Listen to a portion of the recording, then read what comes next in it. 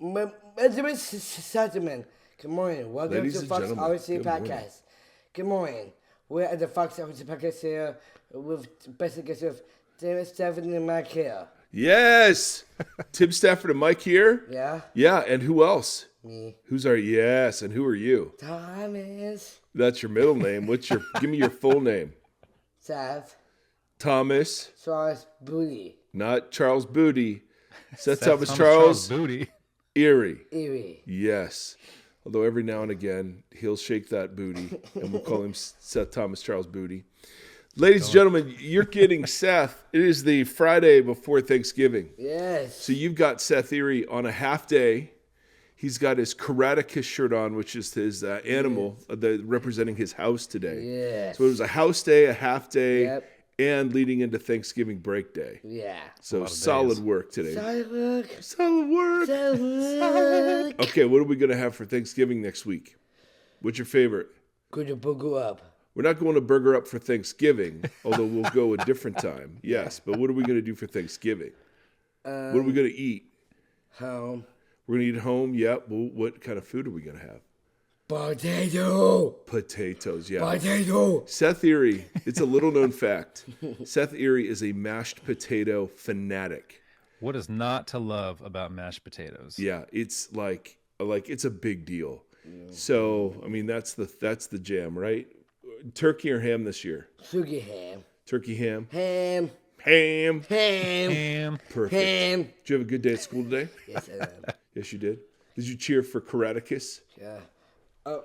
Big shout out to Pibbers. Big shout out to who? Pibber. People? Voxology The Pibber. Voxology people? Yeah, big shout out. I love Tim. I love Tim. Yeah, we love Tim. And in a target sensation and peace out. Wow. Peace out. Seth Erie, well done. The boy has a 2-minute timer. He's just like all business. Yeah, he's like, okay, Okay. I'm done here. I'm done here. Love you, boy. We'll see you.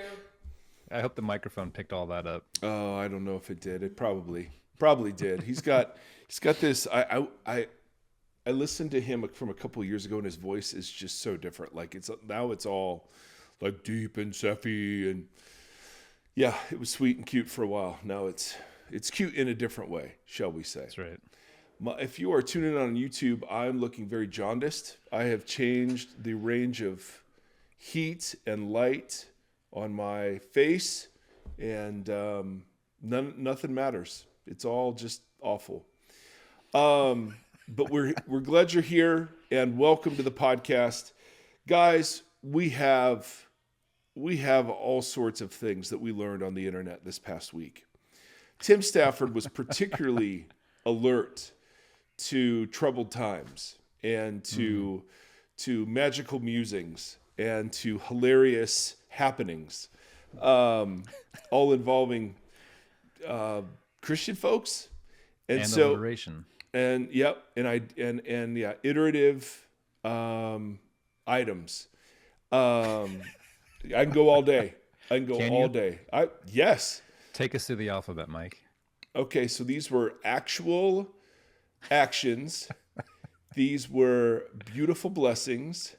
They Biblical were betrayals. They were callous chidings. They were demented deeds. They were exciting events. Like I said, bro, all day. You're killing it. Anyway, well, something is dying. Yeah, you're killing it, literally. Yeah, the podcast, yes. Our audience, yes. It was nice, though, because last week we had a major issue happen.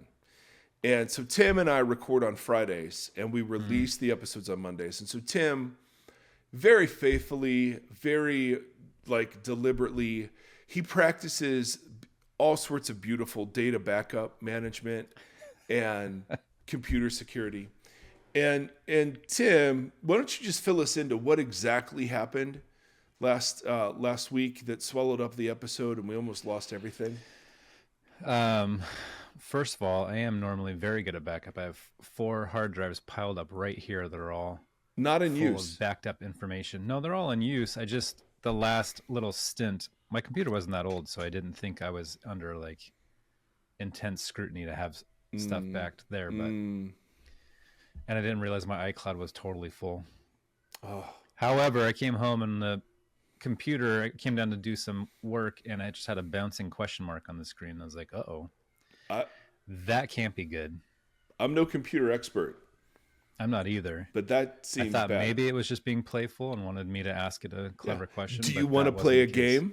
Exactly, which also wouldn't have ended well. Yeah. That's War Games, ladies and gentlemen. Matthew Broderick, 1970s something or other, 80s something. But I brought it into the store and the drives weren't speaking to each other anymore. They had a falling out. Yep. And so the computer is currently shipped somewhere out in the Bay Area trying to retrieve data. It's very exciting. So we appreciate all of the messages via text, Facebook, Twitter, Instagram, email.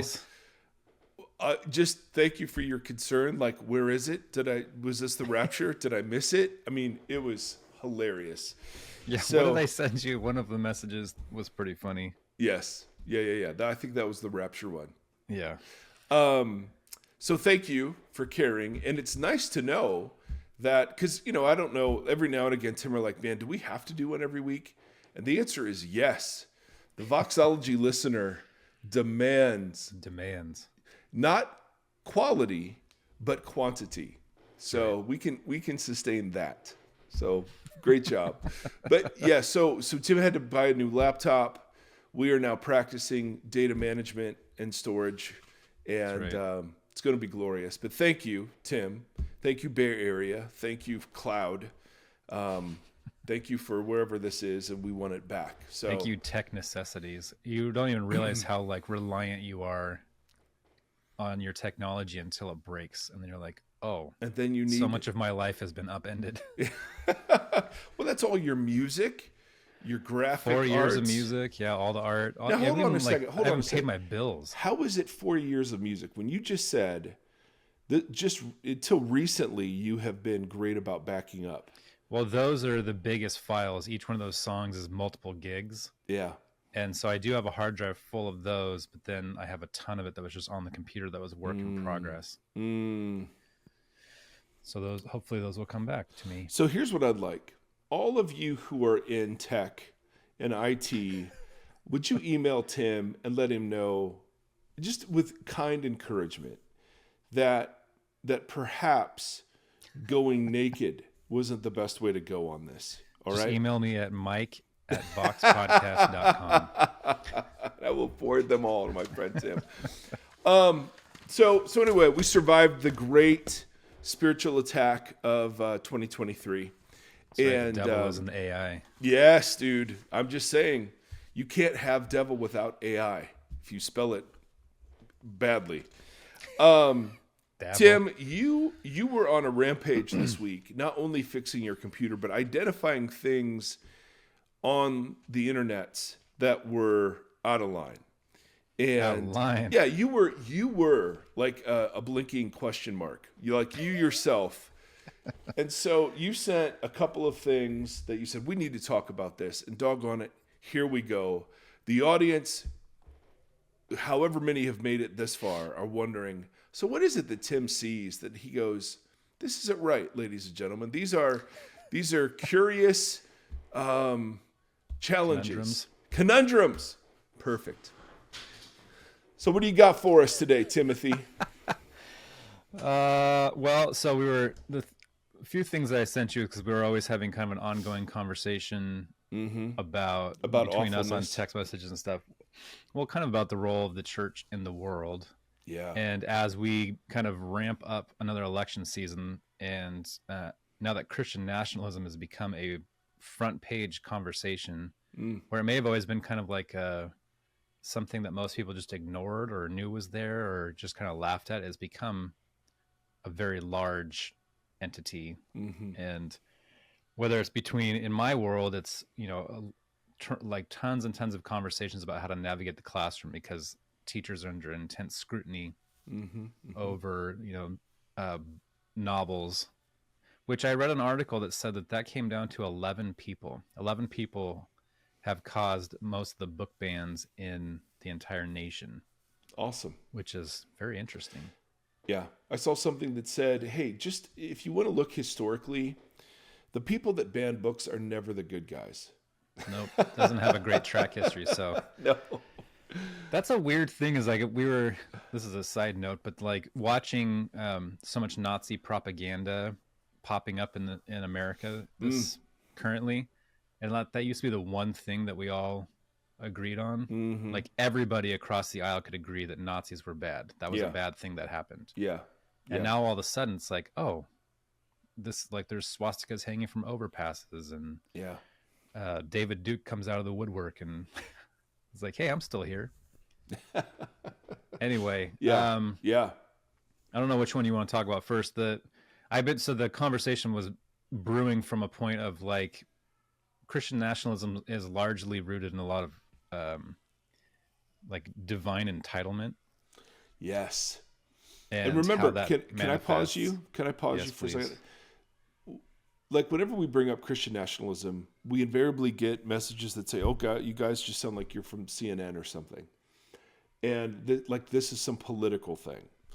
And Christian nationism, which is what I prefer to call it rather than nationalism, is it in its worst forms is idolatrous. It elevates America to the role of Israel in the world with not one biblical verse to stand on.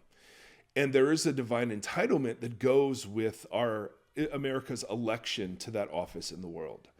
So that's the part. Tim and I love being a part of America, and we appropriate love of country and all of those sorts of things. But as we're going through Revelation, you realize that any uncritical love of country is a bad thing, and the church always has to be discerning. So Christian nationism is the idea that God has chosen America as a Christian nation to be his force for good in the world. And therefore, anything we do in America's interests is blessed by God. And that's where we go, all of that is wrong. As Luke said, every word of that sentence is wrong.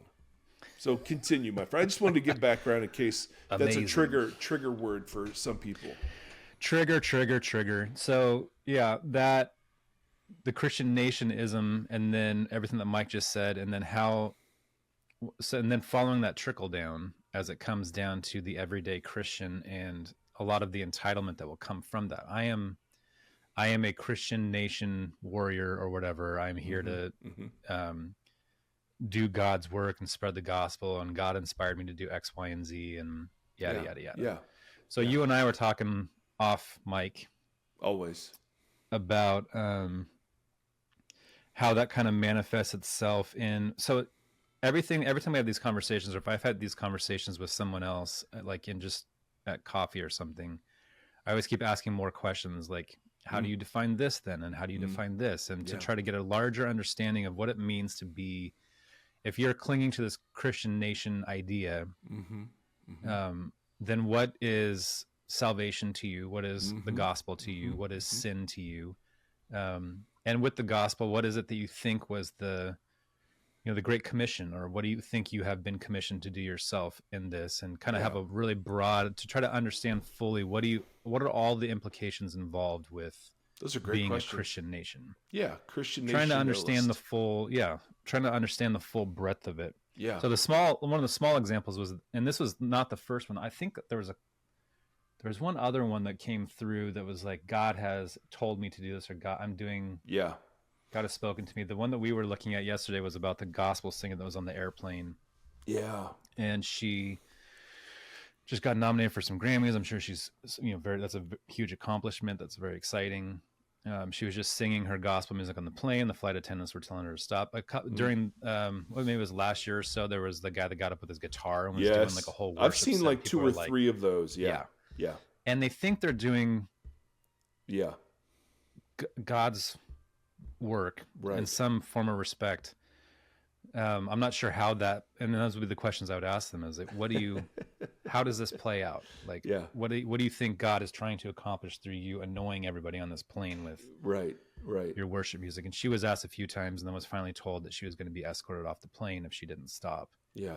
But she's like, God gave me a message to tell all these people. Ironically, when she asked for the people to back her up, they all remained silent. Sure. Like, maybe they're not super excited about that. But there's a weird entitlement that comes with that of like, I am God's right hand. I am God's messenger. God told me this. And so to me, in my brain, all of these things are intertwined, like the Speaker of the House and how he's using biblical language to justify, different things that he's trying to do. We'll see that from many different political leaders on both sides of the fence. Like, as election seasons rear up, scripture rears up in political rhetoric. So I've been telling my students, like, pay attention, guys. Yeah. And ask hard questions and look at what they're saying and do their actions support their rhetoric and so on and so forth. And I was like, often you're going to find that they do not. And this is how you discern through these conversations. You have to pick through it. Because all my students are like, they're either just turning 18 or they're 19 or 20. So it's like, this is going to be their first time that they're wading into the political waters. You remember Caitlin, so this is where Caitlin Scheiss's book, Ballot in the Bible, is a must read, because she gets into why it's inappropriate to use Bible language to employ it in political arenas for political ends. And that goes all the way back to the city on a hill that Ronald Reagan, talked about. Like, this has been in use for decades. And, the big theological point, Tim, that has to be made over and over again is that the Old Testament is not a blueprint for how to live in a society. The Old Testament is a set of covenant documents and the implications of covenant documents between Israel and Yahweh that have, in terms of covenant documents, zero to do with us. Zero. Right. Even the Ten Commandments. I mean, Moses comes down with 2 tablets, and it's not because he's got four commands on one and 6 commands on another. It's because it's 2 sets of the commands. And that's what you did with covenants. You would make a copy. So you'd have 2 copies. The king would keep a copy. The vassal would keep a copy. And in this case, Yahweh kept them both in the ark. And so even the 10 Commandments and all of this about posting the 10 Commandments in the classrooms, I mean, I'm all for not murdering and not stealing and not coveting and those sorts of things. They're great commandments. They're great commandments. But they're given as a treaty between Israel and Yahweh. And there's just no basis to pull Old Testament societal structures or mandates. We can see the heart of God, right? That God recognizes this is triage, and so he's caring for the vulnerable, the widow, the orphan, the marginalized over and over and over and over and over and over again. And that he stands opposed whenever Israel becomes oppressive and becomes an instance of Babylon. So there are patterns and archetypes we can apply to our day, but this employment of biblical language to sanction American politics is absolutely out of bounds. I mean, there's just not, and what it does, just like the person on the plane, it makes Jesus ugly, and it drives people further away from him, making him say things he never said. Well, it baptizes a lot of bad behavior too, because you start to, where do you start to draw the lines on? Totally. Let's say this is a Christian nation. This is a city on a hill. This is God's chosen place. Then all the decisions that are being made and the actions of what we're doing become baptized. And it's, well, as long as that gospel woman would be totally okay if a Sharia Muslim rolled out their prayer mat and started, singing praises to Allah, and in a way that, kind of captured the whole plane's attention. I mean, if I'm all for religious freedom, if we're really going to be religiously free, the problem is that the people that boast in their rights to proclaim Christ don't give those don't give those same rights to other people to post about anybody else. Right. And it's exactly that privilege or that entitlement that the ends justify any means. So the end of I'm proclaiming the gospel to these 200 people who are stuck here, right, justifies the fact that 199 of them are really going to be put off. But, maybe there's one. And Jesus, there's that question is like, what is the gospel in that situation? What is the, is the hope that you're, and she has a beautiful voice and I'm sure they're beautiful songs. Like, is it the hope that that the Spirit is going to move through the words? I don't know. Like, it's just a really interesting conversation to pick at and to say, what does this mean to you? Thank you, Siri. That's what I figured too. Siri, jumping in. But I think that's interesting. And we have seen a few of those in the last couple of years. COVID really stirred up really interesting things in society, obviously across the board.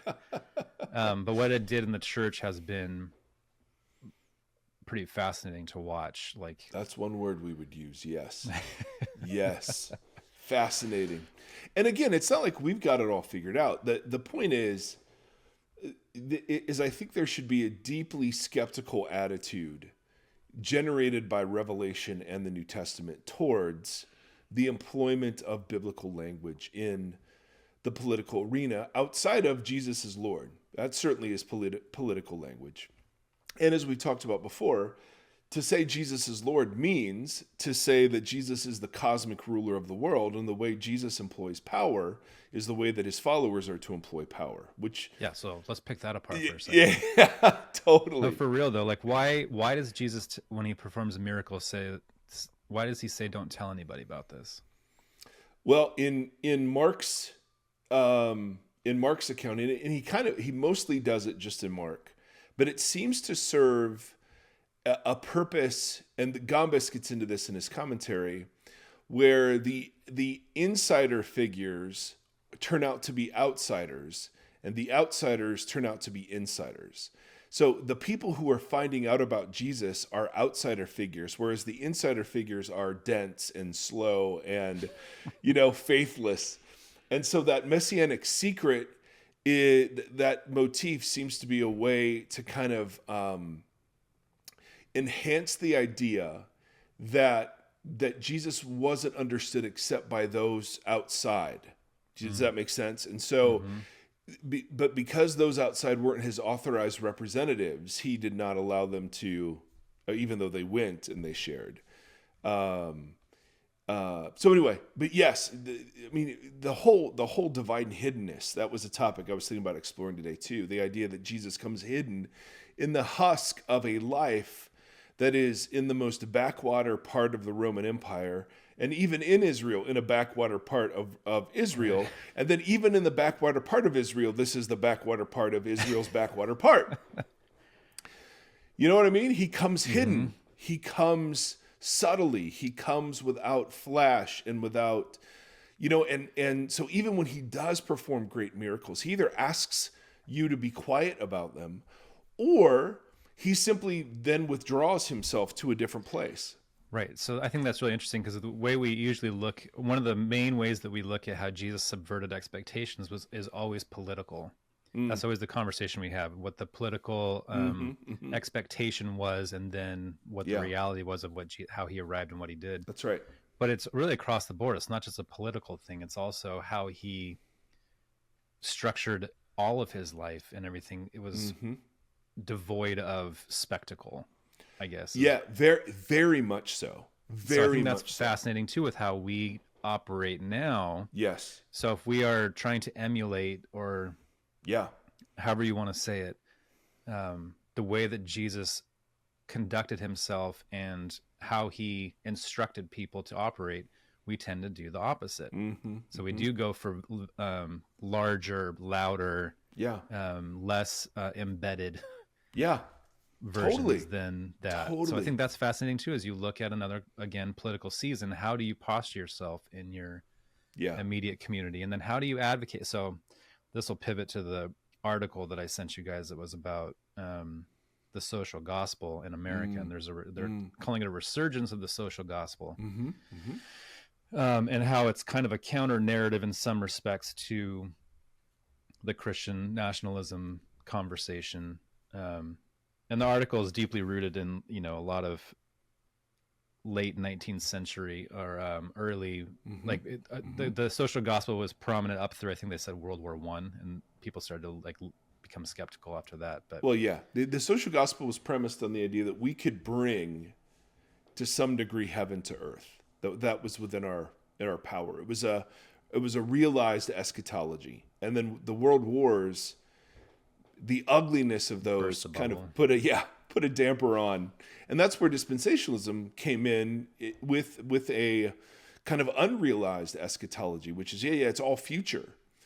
Right. So that's interesting. Yeah. But the social gospel became shorthand for any concern about social justice or structural evil or institutional evil. And it was, in the words of one commentator, kind of kingdom without a cross. It was all the kingdom good without the crucifixion of Jesus and the need for forgiveness of sin. And then the conservatives countered with cross without a kingdom. It was all about Jesus's death, but nothing about his life or his healing ministries. And so, you know, the marriage of those is what we try to walk in, which is called inaugurated eschatology, which is he's come and he's coming. And it is cross and kingdom. They're the same reality expressed, you know, in a couple of different ways. Does that make sense? Yeah, and so we've unpacked some of the reverberations of that, whether it's the conversation about the dragon and the beasts and holding the tension between the now and not yet. That's right. And some of that kind of stuff. So I think that also obviously influences this conversation a lot, because we're sitting in the tension of that now and not yet. And so how do we, as, I don't know what word you want to use, ambassadors for the kingdom or whatever, how should we be conducting ourselves as citizens of two nations? I don't know how you frame that, but no, that's great, because that's exactly kind of from Augustine on. There was the idea of the two cities, the city of God, the city of man, and you were standing in both. This was even Aquinas or Luther. I think it was Luther that really worked this into a sort of almost a political philosophy. And I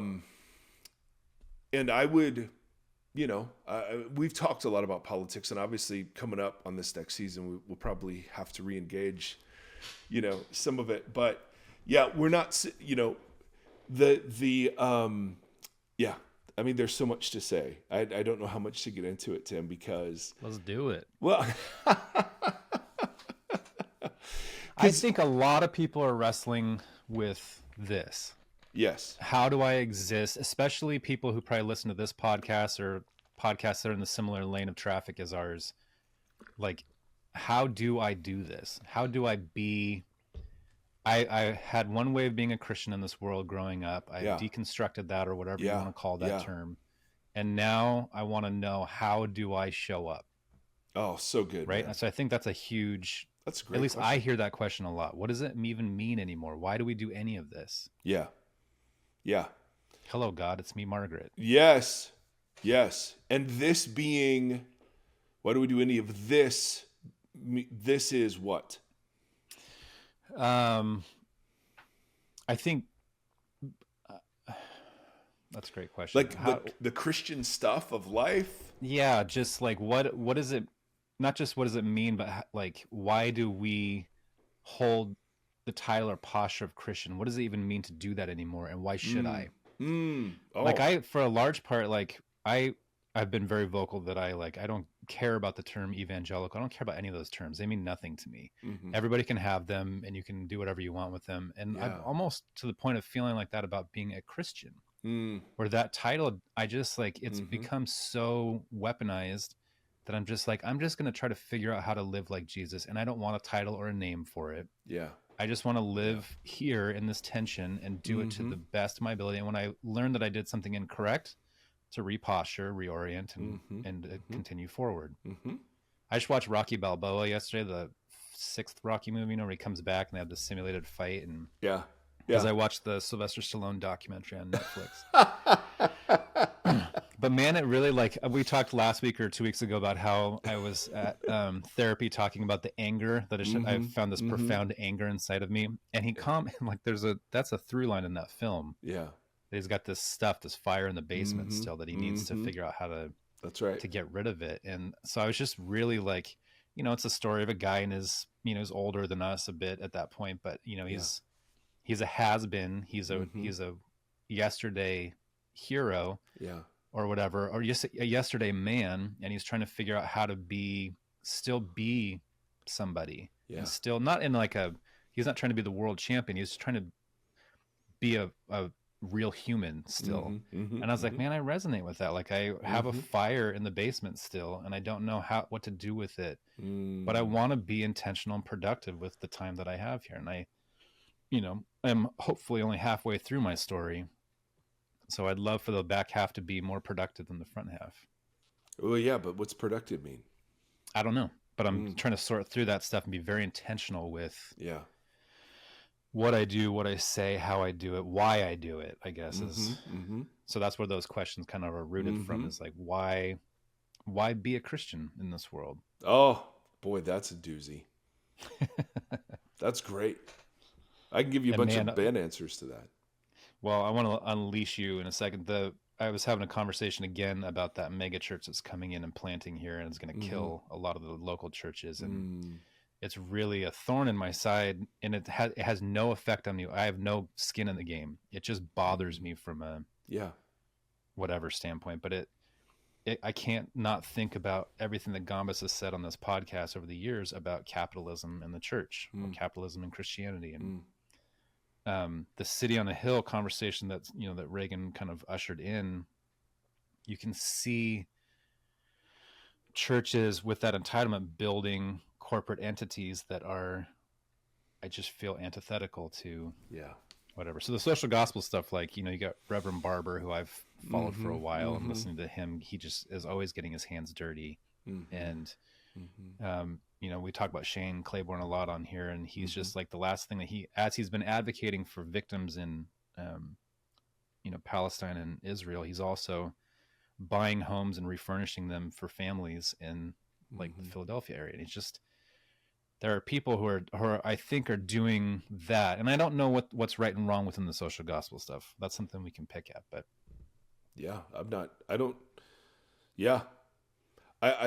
I like the idea that that we have these two poles: cross without kingdom and kingdom without cross. This is Mark Sayers.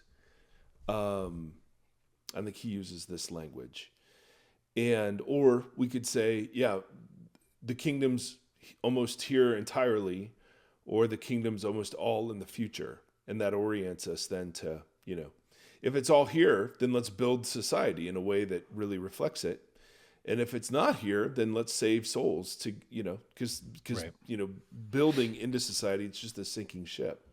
So all of these sorts of things are really tied into each other. Like, they're profoundly rooted in what's the gospel, what's the earth, what's the point of being human. So, dude, totally, you're fishing in all of the right big questions, and so I see in my heritage, I come from the cross without kingdom point of view, which is, yes, Jesus died for us, we accept him into our hearts and go to heaven when we die. But there was really no need for his life or his teaching, because the gospel only concerns what happens when I die.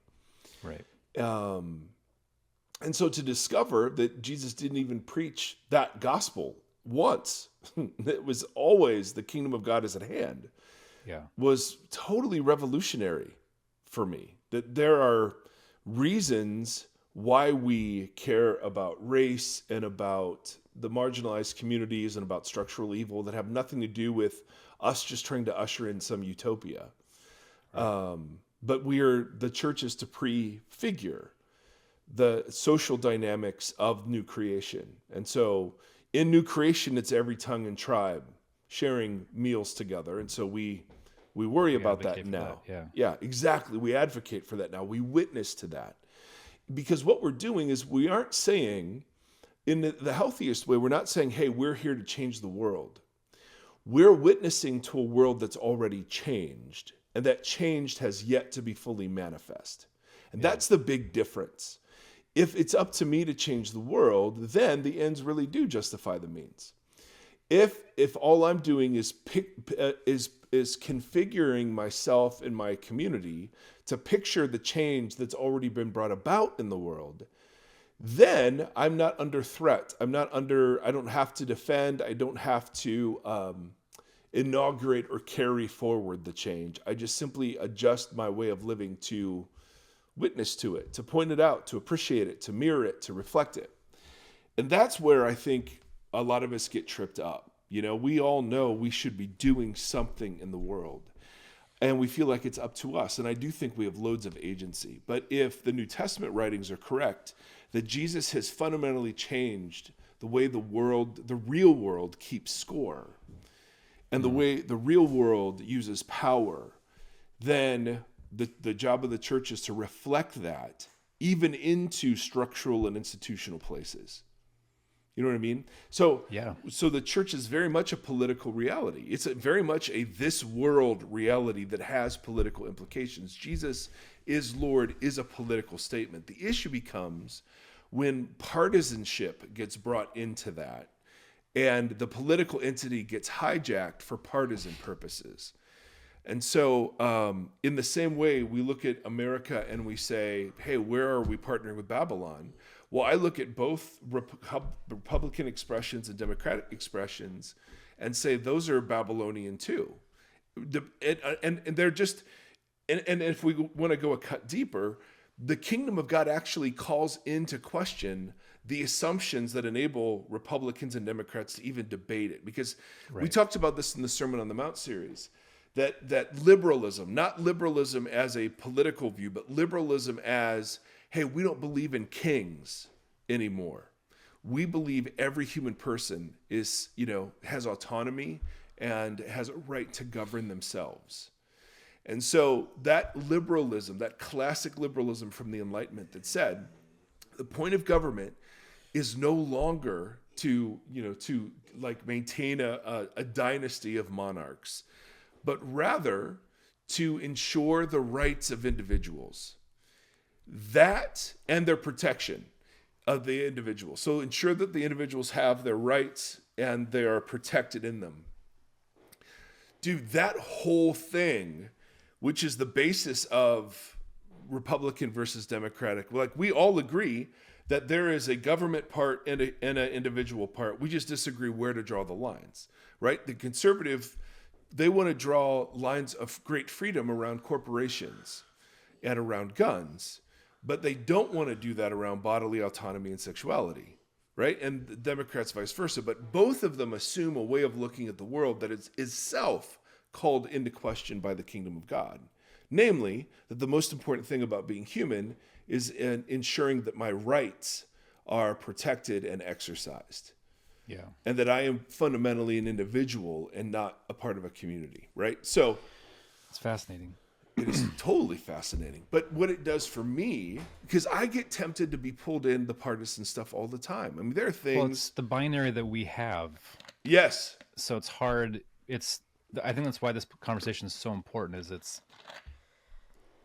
You have to posture yourself as a person in the kingdom who exists in a country that runs on a binary political system. Yeah, a partisan system.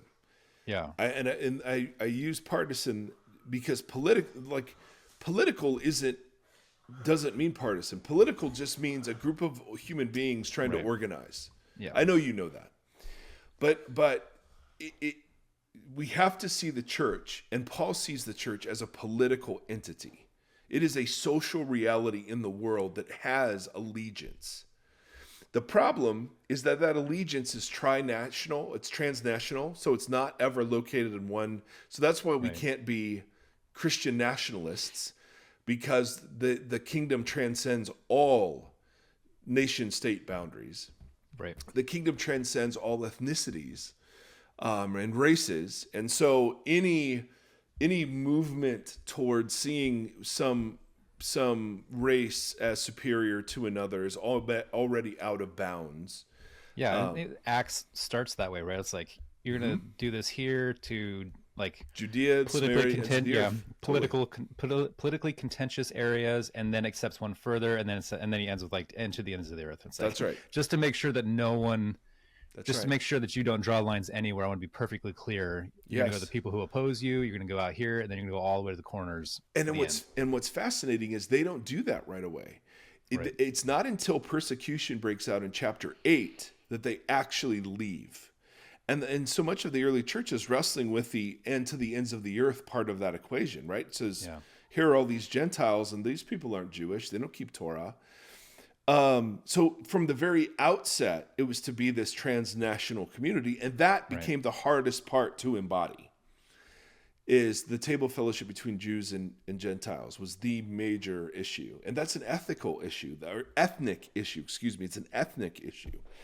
So we have the reason Christian nationalism or nationism is wrong is because it doesn't witness to the kingdom, which respects no nation states. And it's just purely ironic. Like, right. Exactly. It's exactly what we and I have always done. I take the words of Jesus and I use them in the exact opposite way they were intended. Right. Right. I seem glorious at this. And, I think that's been the great sin of the church is you have all of this, and it just didn't start with us. I mean, this has always been true. Right. Right? Hey, first commandment, I'm Yahweh who brought you out of Egypt. Second command, don't make an image. Hey, let's make a golden calf. Okay. I mean, perfect. So I think, Tim, all of these things are symptoms that are all fishing in the same pond around how it is that we understand the role of the church in the world. Is the role of the church to bring about a Christian society? Or a Christian state? And we're going to say, without a moment's hesitation, no. That would be a failure of the church. Yeah. But a lot of people would say yes, and that is kind of that's the rub up. There it is. There it is. So, good stuff, Timothy, as always. Well, just real quick on the social thing, I think that's interesting. Like at the beginning of the article, because the article is spurning from a guy that was helping unionize people who work for car manufacturers who are just making like record-breaking amounts of profit, but are nickel and diming the people that are doing the work. So he's like, hey, and the social gospel aspect of it is rooted in something that we talk about quite a bit, not in these words necessarily, but it's really rooted in the power over. And so that's one of the reasons why some forms of it, like Shane wouldn't be. What's that? Shane wouldn't be power over. No. But like the car industry thing is like it's okay. It's people who have power and they are lording it because the laws allow them to do so. Oh, got it. Okay, I misunderstood. And so then so that's what kind of spurred me on with when I was reading that. I was like, how many places do we participate as a church or as whatever in that same dynamic? The power over dynamic. And then that's what made me start thinking about like the mega churches coming into this town that started making me think about capitalism in the church. If when church became a commodity, it changed the entire dynamic of what happens within it. Oh yeah. And we've talked about that over and over again, whether it's like how flashy you can get it because you are counting numbers every Sunday morning and numbers went down, numbers went up, giving went down, giving went up. Yeah. Listening to the people that give the most money because you don't want to lose them. And so you gear your sermons and your structures towards that kind of stuff. The capitalism within the church has become a core tenet, I think, of what it means to be like an American Christian. I can't speak for Europe or anywhere else, but here that seems to be a core component of that. And so as you look at what's the god's name? I'm blanking on it. Mammon or Is that what it was? Mammon. Shamon. Michael Jackson, thank you. Anyway, I don't know. So I keep looking at it, that how many structures do we have? And I see that in so much of what Jesus is doing, and not those words, but when he's advocating for the poor, or he's talking to the widow, or he's talking to, it's always these people who have structures that are over them, and he's, I don't know. No, he's constantly subverting those things. And so it's like, as we emulate that, and as we go into a season where we do have to participate in some version of what is happening in our country, how do we advocate for, and how do we live in the kingdom that's here and now? How do we do that on a daily basis? How do we ask hard questions? How do we pull those threads to figure out what leads to what and what's important? Yeah. They even said, like, they brought up the "What would Jesus do" in the article, and how that was rooted to something in the 18th century. I don't know where that part is. I'll put the article in the show notes. But yeah, what is the role of the church in the world? I think is one of the most important questions that we. Is it just the role of Savior? Or are we just proclaimers of a gospel? Are we do-gooders? Snake oil salesman. Yep. Yeah. Totally. Which is funny within the confines of the dragon conversation and everything else, to be a baptized snake oil salesperson. Oh my goodness. All right. We got stuff to talk about today, y'all. That was all intro. So way to go, Tim. This is what happens when Tim we're not leaving yet, Seffi. We're not done yet, buddy. He was like, bye, everybody. Right. Not done yet, son. This is what happens when Timothy Stafford gets on the internet. This is just what I talk about all day long, every day. I just save all you guys. Totally. Spare you guys from it. Yeah. If you can see our group texts. I want to talk about, Seth Erie's back. Oh, yeah. Oh, yes. Yes. So I want to talk, and I just needed a break from Revelation, personally. We've done like just a boatload of episodes in that, and so I needed something else to look at and think about. A boatload. What are you holding there, Seth Erie? A notebook? Yeah. Yes, that has a Vox logo on it. Perfect.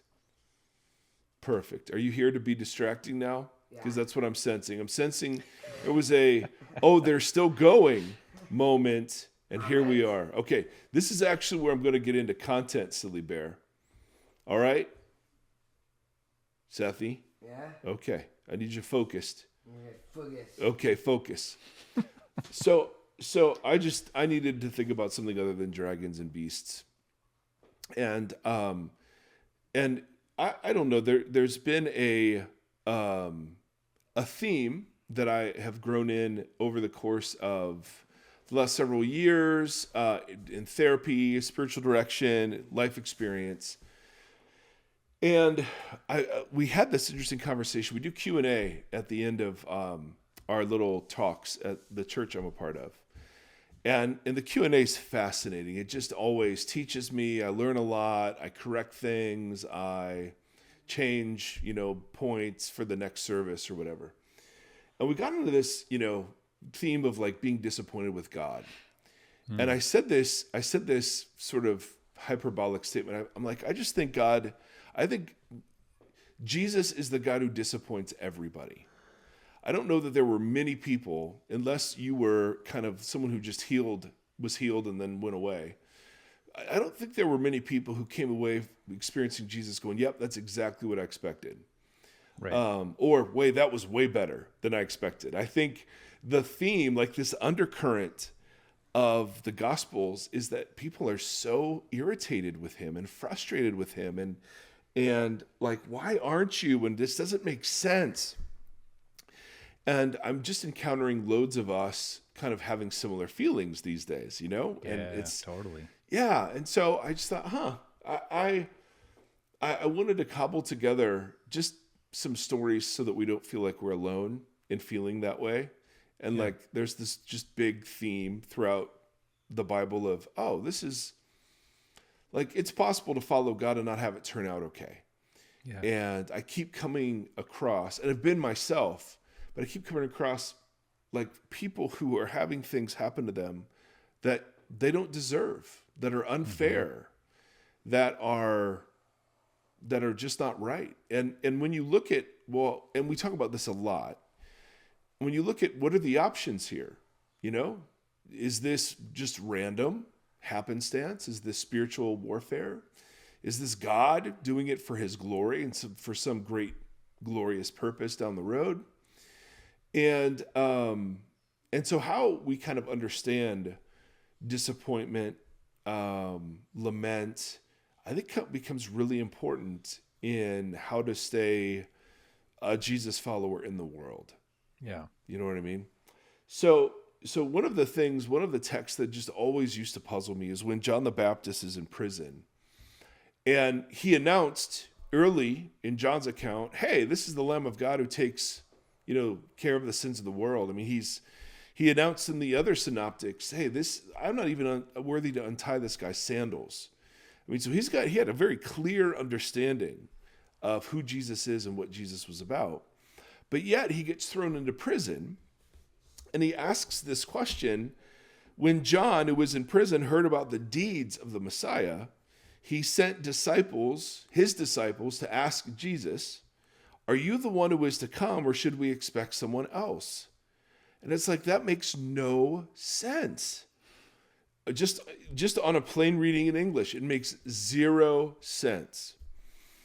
And it wasn't until I learned a bit of background, shockingly, that this became a bit more illuminated. The Jews of Jesus's day and prior engaged in a way of speaking that was called remez, R-E-M-E-Z. And it was a way of referencing texts without referencing the whole text. So if I just said to you, Tim, like you've had a really bad day and you're feeling very anxious, and I just say, the Lord is my shepherd. I could say that, and in, the old, the ancient Israel, everyone would have a lot of Old Testament memorized. Now, men were mostly in school longer, and disciples, professional disciples even longer still than like peasants. But you would have a working knowledge of vast sections of the Old Testament.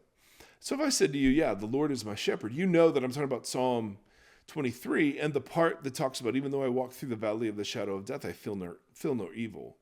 Mm-hmm. Right? I don't have to quote the whole Psalm for you to get the word. I mean, so even in our culture, remez is things like, if you and I were talking about something that was ridiculously happening in space, and I just look at you and say, man, a long time ago in a galaxy far, far away.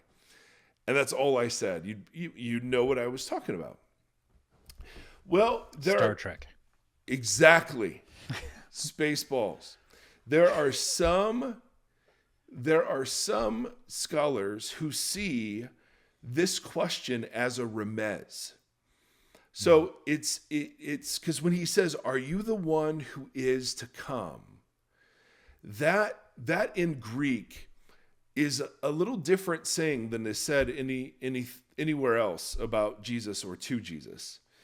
And there are some who think that's a reference to Zechariah 9, which is in reference other places when Jesus is coming in his triumphal entry and so on. But Zechariah 9:9 says, rejoice greatly, daughter Zion. Shout, daughter Jerusalem. See, your king comes to you. This idea, the king who comes, when you look at the Greek translation of the Septuagint is the Greek translation of this of Hebrew. And then you look at the Greek that we see in Matthew 11, those are very similar statements. And it's interesting because in Zechariah, see your king comes to you, righteous and victorious, lowly and riding on a donkey, on a colt, the foal of a donkey.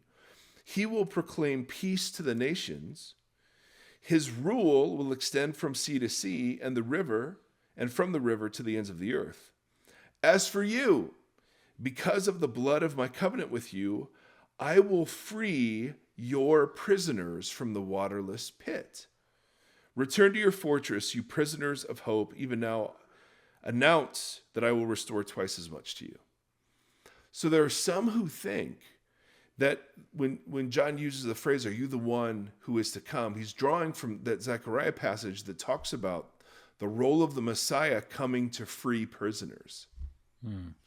And so he's asking, what he's really asking there is, are you coming and are you going to set me free from prison? Now, if that's all we had, that'd be like, oh, that could be possible. But how Jesus responds makes this the most likely reading of what's going on here. So, Matthew's text says, Jesus replied, "Go back and report to John what you hear and see. The blind receive sight, the lame walk, those who have leprosy are cleansed, the deaf hear, the dead are raised, and the good news is proclaimed to the poor. Blessed is the one who does not stumble on account of me." Now, Jesus is engaging in remez too. Jesus is combining two passages from Isaiah. And those two passages, so the first passage is Isaiah 35. And these are messianic passages, of course. Then the eyes of the blind will be opened, the ears of the deaf unstopped. Then the lame will leap like a deer, and the mute tongue shout for joy. He takes that passage and combines it with Isaiah 61. The Spirit of the Sovereign Lord is on me, because God has anointed me to proclaim good news to the poor. He sent me to bind up the brokenhearted, to proclaim freedom for the captives and release from darkness for the prisoners. Okay, so Jesus' response is a mashup of Isaiah 35 and Isaiah 61. That's universally agreed upon. The problem is he cuts off the part of Isaiah 61 that talks about releasing prisoners. So here's Jesus' reply again. Okay? Long form no. Correct. This is remez. Jesus replied, "Go back and report to John what you hear and see. The blind receive sight," Isaiah 35. "The lame walk," Isaiah 35. "Those who have leprosy are cleansed. The deaf hear. The dead are raised." Good news. That's Isaiah 61. Good news is proclaimed to the poor. And then he stops it. Now, when you read back into Isaiah 61, it says, "Good news proclaimed to the poor. He sent me to bind up the brokenhearted, to proclaim freedom for the captives and release darkness for the prisoners." So he stops it before he gets to release from the prisoners, and then instead inserts this phrase, "Blessed is anyone who does not stumble on account of me." So, right? So I just read all that in English and I'm like, okay, that's interesting. Why would John doubt him? And all of a sudden you go back into the texts that are being referenced here and you're like, John's saying, am I going to be released from prison? And Jesus is saying I am the promised Messiah, and no. Yeah. And is it like, do you think is it supposed to be cryptic? It's not cryptic. But I mean, it's only cryptic to us. So everybody, but instead of just being like, "Hey, you're going to let me out," and him being like, "Nah, it's not going to happen." Like bringing it with so much like scriptural historicity to. But this is how they talked. Like for us, I mean, this makes zero sense. I would have just asked, "Hey, Jesus, if you're the Messiah, come get me out of prison." Right. But Jesus does this all over the place. Like there are remezes everywhere. And so again, if all you had was just the first chunk of that, where it's like, oh, is John really quoting from Zechariah 9? Well, it seems like he is because of how Jesus responds. He combines two otherwise, passages. It's the confusing thing that you're saying where we're like, wasn't this the dude that was just baptizing people and like had the inside track on everything, and now all of a sudden he's like, whoa, yeah, you that dude? Like, yep. But instead, and the fact that Jesus cuts off, freedom for the prisoners, and adds instead, "Blessed are those who don't fall away on account of me." Yeah. Oh, so he's saying, yes, I am the Messiah, and no, you will not get out of prison. Bro. So what do we do when we follow Jesus and our life doesn't end in a pretty red bow? Right? I mean, that's pretty brutal. And the Bible, it turns out, are full of these stories. Yeah. So here's Moses. Moses, interesting resume. 40 years, Egyptian court. 40 years, shepherd in the wilderness. And then 40 Tremendous years. patience. Huh? Tremendous patience. Oh, my Lord. And then 40 years leading Israel through the wilderness that he'd just been shepherding around. And Moses makes a mistake where he strikes a rock in anger. And then we're told at the end of Deuteronomy, Moses, go up to the Abarim range, to Mount Nebo in Moab, across from Jericho, and view Canaan, the land that I am giving the Israelites as their own possession. So go up to this mountain and look at the promised land. There on the mountain that you have climbed, you will die and be gathered to your people. This is because both you and Aaron broke faith with me in the presence of the Israelites. Therefore, you will see the land only from a distance. You will not enter the land I'm giving to the people. Hey, good news, John the Baptist. I'm the Messiah. Bad news.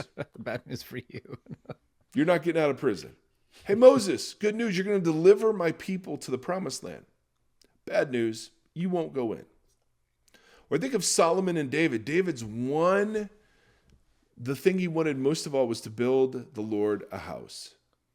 And God says, nope, your hands are too bloody, but you'll accumulate all the building materials and have everything, have the blueprints constructed. And so your son can just take over. There are all of these instances where people gave wholehearted allegiance to God, and then their life didn't turn out the way they wanted it to. Yeah, all the disciples. Oh, my Lord. Jeremiah is one of my favorites. So the book of Jeremiah opens with the most epic call to prophetic ministry in the history of epic calls. The word of the Lord came to me, Jeremiah, saying, before I formed you in the womb, I knew you. Before you were born, I set you apart. I appointed you as a prophet to the nation. So your birth, Jeremiah, was appointed and forecast, and it was purposeful. And then the Lord said, Jeremiah objects and says, alas, sovereign Lord, I don't know how to speak. I'm too young. Straight out of the Moses playbook. The Lord said, do not say I'm too young. You must go before everyone I send you to, and say whatever I command you. Not be afraid of them, for I am with you and will rescue you. I will put my words in your mouth. I will appoint you over nations and kingdoms to uproot and tear down, to destroy and overthrow, to build and to plant. And you're like, dude, this is going to be awesome. So Jeremiah starts preaching, and no one listens. No one listens. So that by chapter 20, Jeremiah says to God, you deceived me, and I was deceived.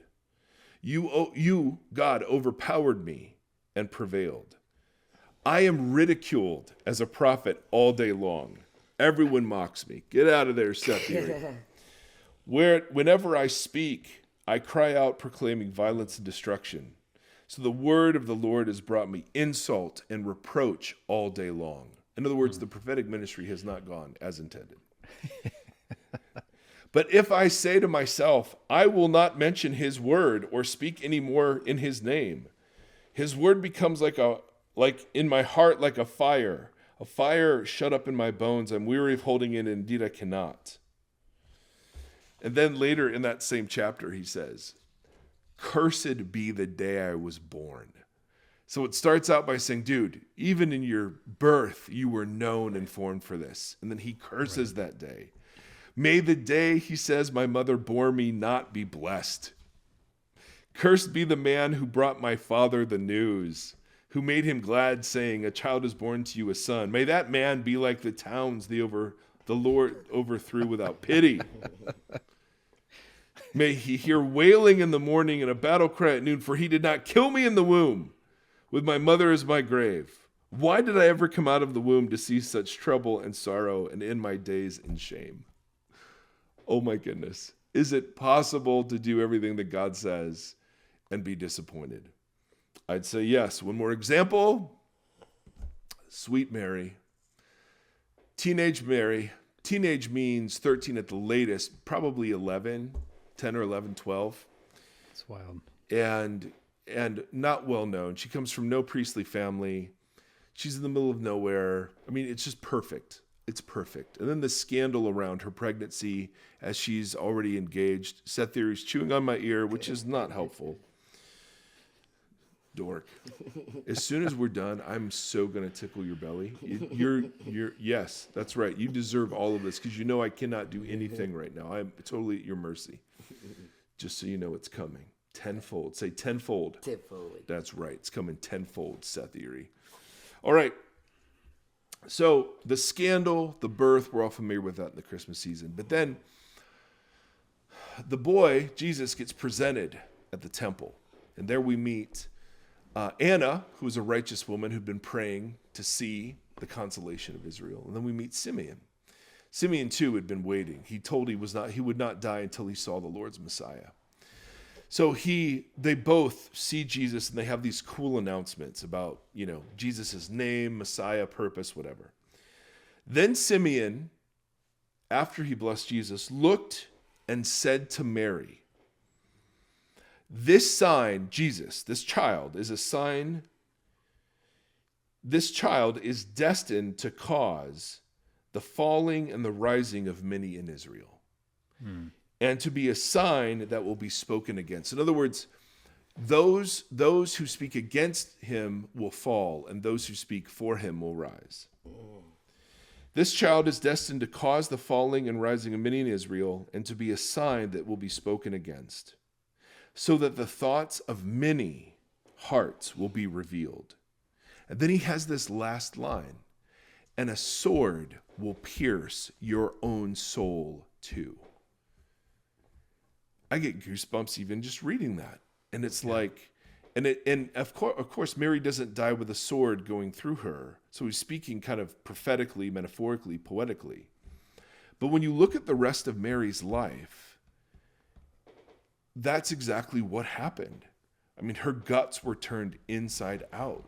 Sure, at the beginning, she treasures things in her heart. But when Jesus is 12, they come back to the temple. They forget Jesus at the temple. And then Jesus looks at them and says, don't you know I have to be about my Father's business? Not you, Joseph. Brutal. Then we have an instance in John 7 where Jesus' brothers mock him. We have an example in Mark, maybe 5, 6, where Mary and her sons come to take Jesus out of a house because they thought he was out of his mind. Right. Right? Then you have Jesus' first sermon, and the hometown tries to throw him off a cliff, and the next day, Mary goes to the well with those same people. I mean, her life is brutal. And Joseph, too. I mean, we don't get as much, but you think about where his story, at least for us, starts within that. He dies. Yeah. Well, after, being willing to be a part of a, the scandal of that birth. Yeah. And looking whole like thing, such a and dope. the way that would reflect upon him within... Right. All of that as well is absolutely not a huge win. No, not at all. Not at all. That is not biblical masculinity back in the day.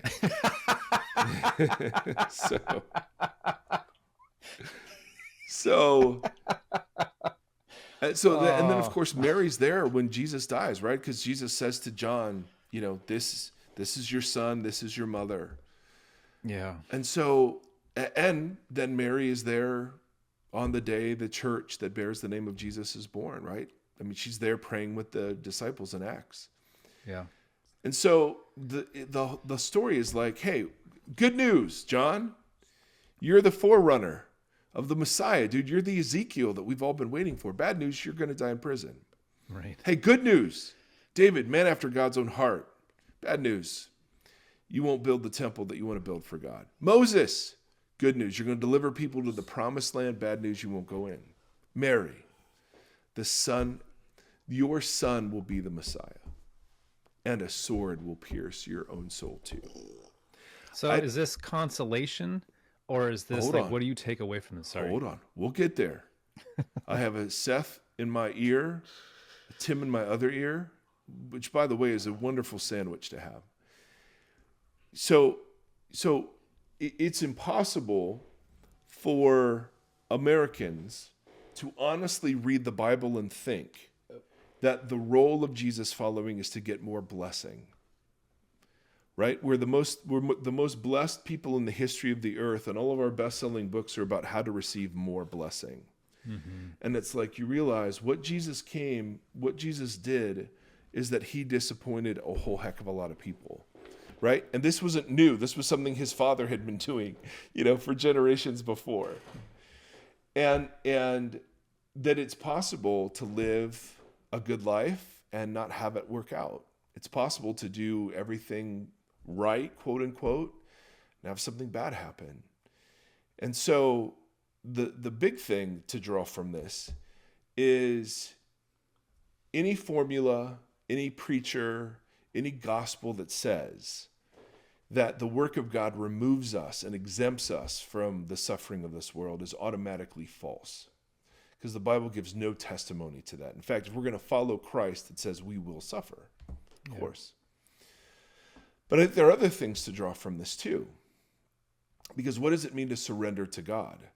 You know what I mean? I always think surrender means it's going to turn out to be glorious. Being used by God, it means it's going to be good, right? And popular and noble. And I populate images of blessing and favor with all sorts of American ideals. Yeah, the capitalism, right? Of, I want to be well known. I want to have a famous name. I want to, sell books and host podcasts and all the things.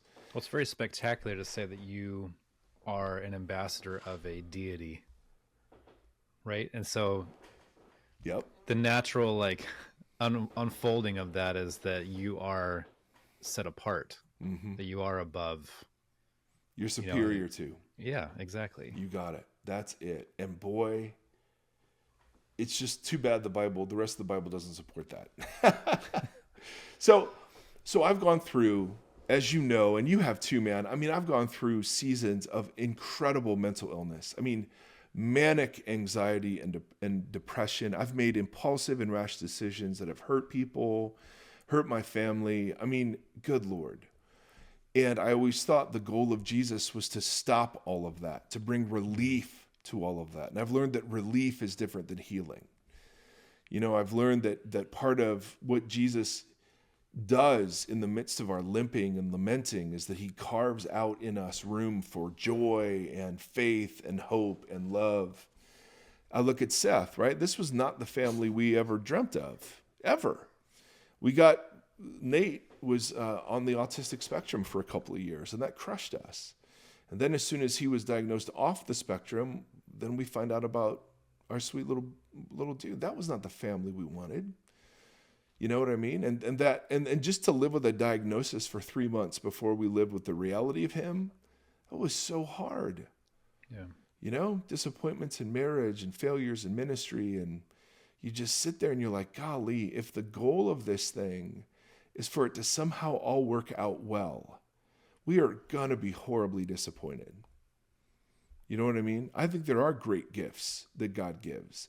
I just have learned to count them differently than American consumeristic society counts them. Well, it's like a couple of weeks ago we were talking about what does it mean that God is good if good is different to someone in Ethiopia, somebody in Russia, somebody. So we have a very refined idea in America of what good or blessing or whatever is. Yeah. But that definition changes. So what does that do to the idea that God is good? Yeah. And so that's just like one example. Like is our disappointment, so much of our disappointment has to be rooted in just false expectations, right? But a lot of those examples are not always that. Like, right. Mary got a really, how do you want to quantify? Like, I don't want to say an unfair, an unfair asking of her. Yeah. And then once she accepts that asking, she's told that she's going to suffer. Yeah. And it's like, that's a difficult thing to unravel in Same the with God Paul. is good conversation. Yeah. Same with or Paul. any of them, really. Yeah. How many of them were crucified upside down, or, Right. like, yeah, that's a lot. I was thinking about, and may not be related at all, but we were talking about Solomon at some point recently. And whenever I think of Solomon and wisdom and those different things, I think of everything is meaningless. Everything is meaningless. And how did wisdom or whatever lead to that? And what is he saying? What is his own revelation reveal that says none of this matters? I don't think that's what he's saying. What is he saying? Okay, so unless it doesn't pertain to this at all. Well, no, it does, actually. Okay. I think he uses a word that is better translated vaporous. Everything's vaporous? Yes. Okay. And so it's more than just not permanent. I mean, it's although it includes that. Now, again, I'm trying to recall something I read a while back while Seth is massaging my head and my earpods are choking me because he's listening to one of them. Oh, thank you, Seth. Thank you for coming back. I was dying. But if I remember it correctly, the big argument was it's vaporous. You can't, and that would actually really combine well with a lot of imagery that's used in other places about, your life is a shadow, it's fleeting, it's a mist. And so it's not that it's meaningless, but it doesn't bear the weight of meaning the way we would want it to. Right. And so I was thinking about that in regards to all of this, or in regards to how we have structured our faith in this country. Mm-hmm. I don't know. That's right. That's right. You and I were talking before we were recording this about the idea of generational lament. And I think that's a really fascinating thing to explore. And after we got off the phone and we were talking about that for a second, I started thinking about, well, what does generational repentance look like? Oh, wow. Seppi. And because some of the books that are being banned right now are like Just Mercy and so most of the books that are being banned deal with racial issues that that white folks are uncomfortable with their kids reading, that we have a dark past with racial inequality.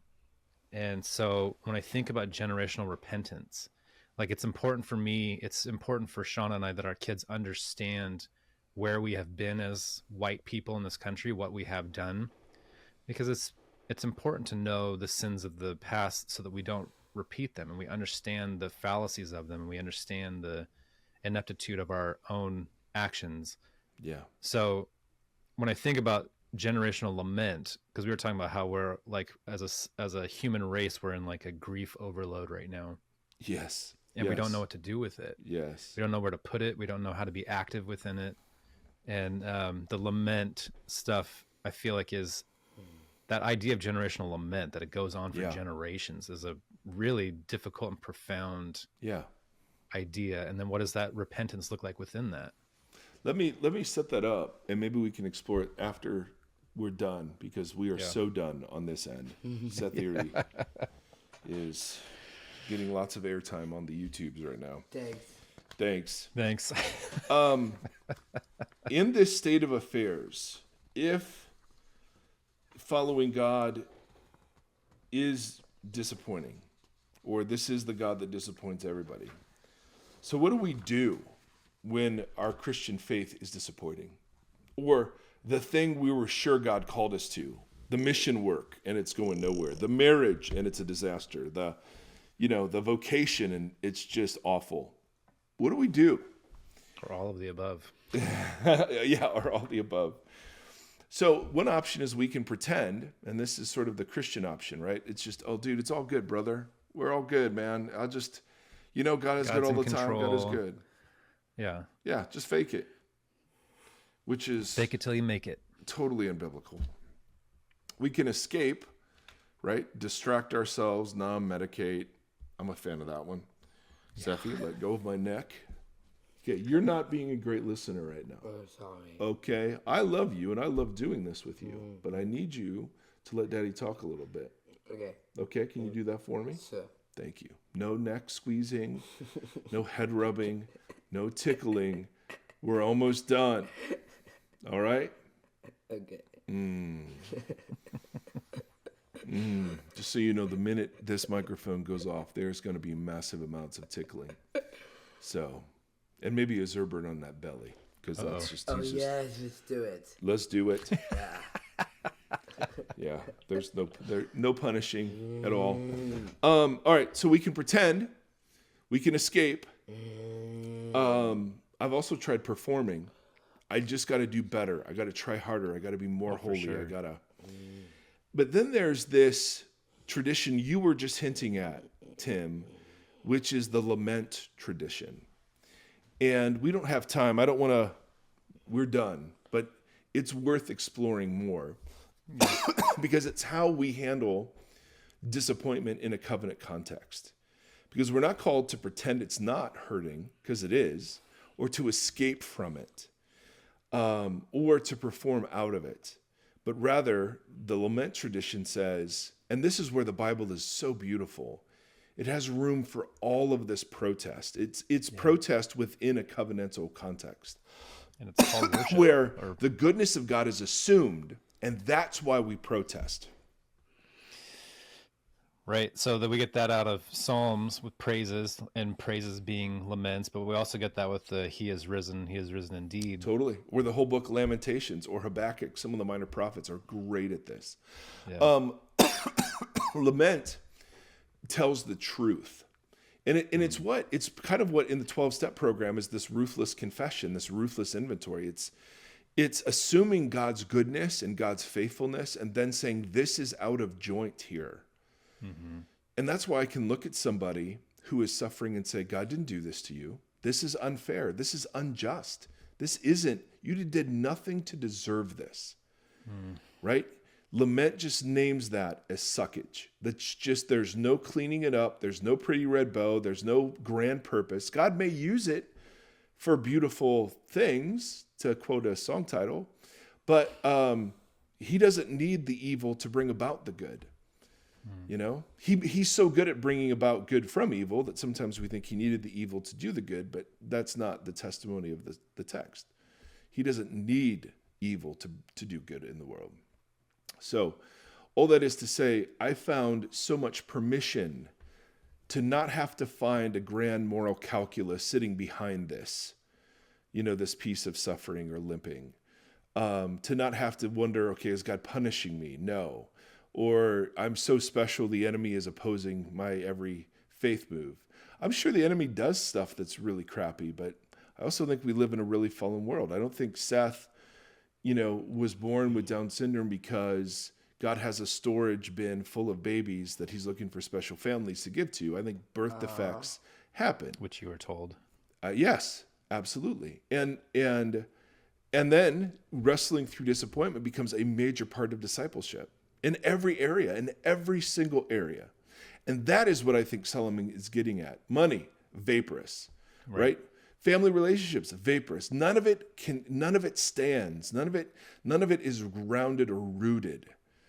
And I just think there's something to that. You know what I mean? Yeah. And when we surrender the outcomes of it always being great, happy, fulfilling, then we actually find great, happy, and fulfilling. But we never do if we're aiming at it. You know what I mean? Mm-hmm. And so that's changing those expectations that absolutely, it's giving up expectations and entitlements. Right. Yeah. I know all of that sounds super easy, and that's why I'm in therapy, because it's not. None of it is. That doesn't sound easy. But I just think there's a neglected part of discipleship that talks about, look, following Jesus does not end in glory, at least the way we defined it, Someday, man, I can't wait. I want resurrection to be true. I want us to die and then wake up in new creation. That's what I want. Yeah. I want that with everything in my life to be true. But I also can't imagine Seth theory without Down syndrome. Mm-hmm. So is there Down syndrome in new creation? I have no idea. Yeah. because I don't look at it as a bad thing anymore. Yeah, I think, and that idea reverberates out through quite a few things. I think what we define as good, what we define as whole, what we define as success, et cetera, et cetera, et cetera. Yeah. Yep. I ask my kids, they have to write a definition essay, and I tell them they have to write about something that's abstract versus concrete, like an abstract idea that has different ways to approach it, like love or fame. But one of them is success, and it's like, who's the most successful athlete of all time? Probably Tom Brady. Like, more rings than anyone will ever be able to get. Like, just a dominant force. Look at his life. Is he really the definition of success? To a lot of people, yes, but when you look at it on paper, what's the most important thing there? He's lost, marriages twice or more, and just loneliness that comes with all that kind of stuff. So is he the definition of success? Yeah. Argue for it. Yeah. Yep. Well, dear listener, on that happy note, we're out. A lot to sit with. Yeah. Yeah. Yeah. We just wanted to get away from Babylon to just go into deep depression. To get away from Babylon to talk about Babylon. Yes. We need to get away from Babylon to talk about Battlestar, Bears, and Beats, or whatever that is. All right, Seth Erie, you tell him goodbye. Goodbye, it's Maggie Sats. Stack and chat your chairs, which is what he tells our church every second service, every week. Guys, we love you. Hope you have a great day. Seth has given you the thumbs up if you're not on the YouTubes. So hit subscribe. Hit subscribe. Yeah, thank you. Thank you, Seth. Hit the subscribe button with Tim. Yeah, hit that subscribe button with Tim.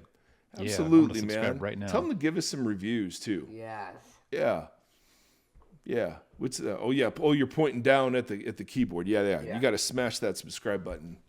Yeah. And we got to say, "Hey guys." Hey guys. All right. Till next time. Happy is just texting me. Hannah B is just texting us. You got it. There you go, ladies and gentlemen. Okay. Okay. Bye. Bye. Bye. Bye. Bye. Bye. Bye. Bye. Bye. Bye. Bye. Bye. Bye. Bye. Bye. Yeah.